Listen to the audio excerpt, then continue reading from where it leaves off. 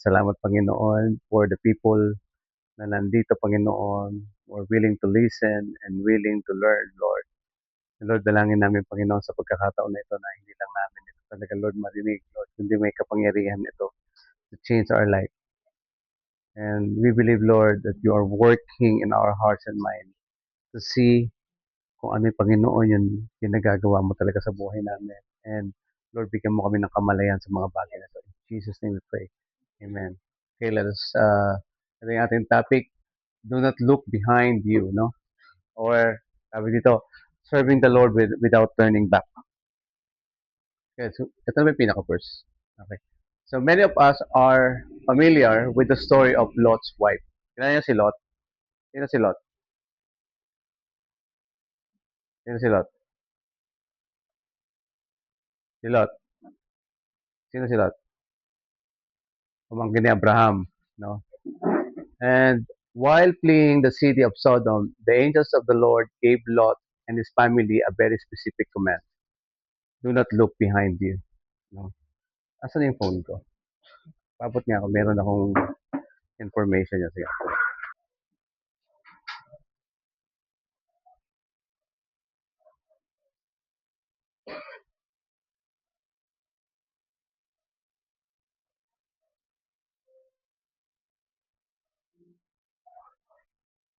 Let's read Genesis 19:17.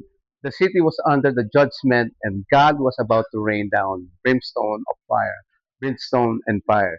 As Lot and his family were escaping to the city of Zoar, Lot's wife looked back, was instantly turned into a pillar of salt. Ulitin natin na the city was under the judgment of God. Tandaan nyo na, ito yung Sodom and Gomorrah. And God was about to rain down brimstone and fire. No? Yung Tagalog ay sulfur, di ba? Ano ba yan? Tagalog. Ano ba yung Tagalog dyan? O, gawin na lang natin asupre, no? At apoy. Yan. As Lot and his family were escaping to the city of Zoar, Lot's wife looked back and was instantly turned into a pillar of salt. No? Naging haliging asin. No? Next, Ate Maria. And there's another story of someone looking back. This time, Jesus looked at Peter and said, "Follow me." No?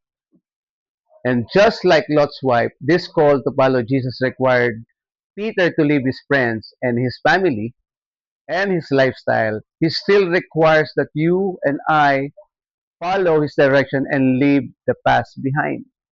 No, nung tinawag si Peter, no? Ganun din, no? Mayroon siyang tiningnan, no? And the Holy Spirit will lead us into all truth, and we are willing to follow him right away. Oh, John 16:13. Medyo bitin yung verse. No? So, it's another story, no? That Lot and Peter has a similar response. The next nga natin, yan.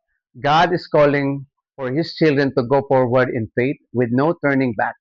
God is calling you to submit your life to Christ's power to make you more and more like him. No? And God is calling you to make the personal sacrifice required to be the mission-driven generation of you for Christ. Ulitin ko, no? Sabi diyan, God is calling for his children to go forward in faith with no turning back. God is calling you to submit your life to Christ's power to make you more and more like Him. No? Tinatawag tayo ng Diyos na maging kamukha niya, maging katulad niya. No? We walk and we talk, no? We think like Christ. Yun yung pagkakatawag sa atin. God is calling you to make the personal sacrifice required to be the mission-driven, no? Generation of you for Christ. Dapat mission-driven tayo para sa Panginoon. And ang sabi diyan, ang gusto kong part diyan, yung God is calling you to submit your life to Christ's power. And faith with no turning back. Pananampalataya na dire-diretso, na hindi na lumilingon. No? So, ito yung makikita natin, we need to submit in Christ's power. Kasi most of the time, hindi naman tayo nagsasubmit eh. Mas nauna yung personal preference, personal perspective natin. We never submit to Christ's power to make us more and more like Jesus. No? We need to submit in Christ's power, authority, no? To make us more and more like Jesus. Yun dapat yung maintindihan natin. Submission is very important. Next, Ate Mariel. When Peter received the command to follow Jesus, the Bible indicates that he turned around and looked at another disciple. No? Tinawag na siya, tumingin pa siya sa iba. So Peter seeing him, the other disciple, and said to Jesus, Lord, what about this man? Alam niyo ba nung tumatakbo sila Lot, ang sabi ng instruction ng Lord, walang lilingon. Pero yung asawa ni Lot, hindi si Lot yung asawa ni Lot, hindi binanggit pangalan eh. Mariel ata, Mariel ba? Hindi ko alam eh. Mariel, Nicole Larisha, hindi ko alam eh. And then, dahil sa sobrang gustong-gusto niya yung lugar ng Gomorrah, hindi siya si yung sa Avengers who's Gomorrah? Why Gomorrah? hindi siya yun, no? Tawag dito, dahil gustong-gusto niya yung place na yon, hindi niya kayang iwanan. And what happened, Lot's wife turned back. He looked back. She looked back. No? Ang nangyari, instantly, kung nasa movie ka, no, makikita mo kagad, instantly naging pillar. Isa siyang haliging asin or statue na asin on the spot. Imagine mo lang, no? Parang nanonood ng movie. And alam niyo ba, yung Sodom and Gomorrah is a place when people, alam mo yun, sin, ano ba tawag, extremely. Pagka gumawa silang kasalanan, kasalanan talaga. Actually, dito nagsimula lahat eh. Yung lalaki sa lalaki, babae sa babae. And dumating yung time na may bisitang angel si Lot. Ang sabi nila, bigay mo na sa amin yan. Gusto namin silang ibang word, maka-sex. Ganun. Alam mo, sabi ni Lot, wag na to. Galing to kay Lord eh. Kunin nyo na lang yung mga anak ko. Ganun katindi si Lot ng time na yun. He preserved the servants of God. And alam niyo ba sa sobrang tindi nito, meron pa isang part na siguro i-explain ko lang kung gaano ka-simple yung mind ng mga tao. Nung nakaalis na sila Lot sa Sodom and Gomorrah, and then ang ginawa ng mga anak niya, nilasing nila si Lot, and they have sex with their father. Grabe, no? Nakipagtalik sila sa sarili nilang ama. Ganun katindi yung kasalanan na meron nung panahon. And the Lord, di ba, destroyed the Sodom and Gomorrah because of sin. At ang kinip niya lang is yung family ni Lot. Pero kalungkot, yung asawa niya hindi nakapagpigil tumingin ulit. So that's what happened when we look back to our old life.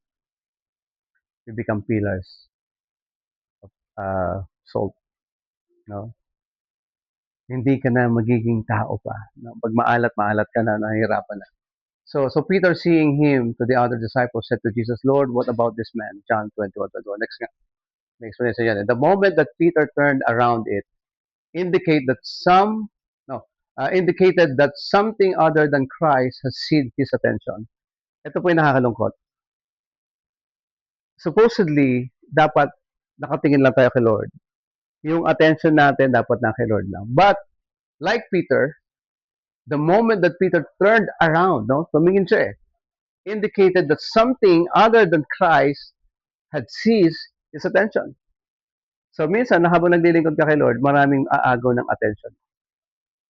And most of the Christians are not serving the Lord because they are very distracted. Di ba? Maraming temptation, maraming pinapakita sa Satan, mas maganda to, mas masaya to, dito ka, mas okay ang buhay mo, dito maraming barkadang masaya, dito cool na cool ang mga situation, di ba? And you are being persuaded by this distraction, and you are in the status that your attention nawawala na kay Lord. Tama? Eh maraming Christian, hindi nila maibigay yung buong buhay nila kay Lord because they are distracted of so many things na ino-offer ni Satan. Diba? We cannot focus on God. We are more focused on our career. Hindi masama yan, I-explain ko yan, no? Hindi masama ang career, hindi masama ang pamilya, hindi masama ang kaibigan. But if you put your focus on them, not on Christ, it became your distraction to your attention to the Lord. Naintindihan niyo ba yan? Pagka hindi ka na nakapokus kay Lord, ibig sabihin may iba nang umaagaw ng attention mo. Pag hindi ka na masaya kay Lord, may iba nang nagpapasaya sa'yo. Naalala ko yan eh. Pagka hindi ka na masaya kay Lord, may iba nagpapasaya sa'yo. At sino yon? So dapat ang saya natin, ang joy natin, ang happiness natin, laging nasa Panginoon. Why? Kasi ang kaibahan ng Kristiyano sa hindi Kristiyano, kahit may problema ka, kahit nagkakaroon ka ng mga struggle sa buhay, but when you are in the presence of God, genuine yung joy mo. Hindi ito yung parang temporary happiness na masaya ka lang ngayon, mamaya malungkot ka na naman. And you can smile even in the midst of your storm. Tama? You can laugh even in the midst of your problem. You can trust God kahit hindi mo pa nakikita yung nangyayari.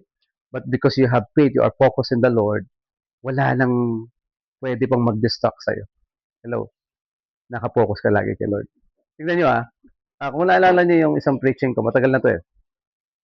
Yung umaagos yung pulse, sobrang lakas. Talagang, alam mo yan, sobrang lakas ng alon, sobrang ingay niya. Ay, alon tuloy yung buhos. Tapos, merong ibon, mag-iina, may nakay, nakapugad dun sa ilalim ng bato na dinadaanan ng pulse. Tapos, andun sila, tahimik, secured, pero rumaragasa yung tubig. So, ganun yung ating, tawag ito, status kay Lord. Diba? Even in the midst of raging water, we can experience peace with the Lord. Kasi siya yung ating pundasyon, di ba? Siya yung ating sandigan, no? Kaya minsan nakakalungkot ang mga ibang Kristiyano pagka nakarinig na ng mga problema, nakadanas na ng matitinding, alam mo yun, atake, we are already distracted. Lagi yung tatandaan,